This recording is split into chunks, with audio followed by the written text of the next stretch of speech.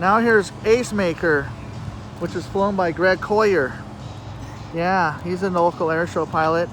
And in the distance we have a T-28 Trojan. And here we have John Culver's SNJ War Dog. He's been in the airshow circuit since 1982. Yeah, he's a local airshow pilot on the California, you know, and yeah, he's based out of Torrance, California. Yeah. War Dog.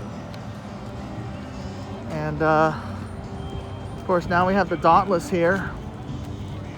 Yeah, the Dauntless and the Hellcat, the Wildcat. Yeah, those are, yeah. Yeah.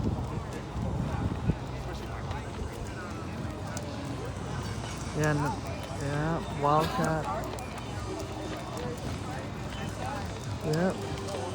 And we have a couple more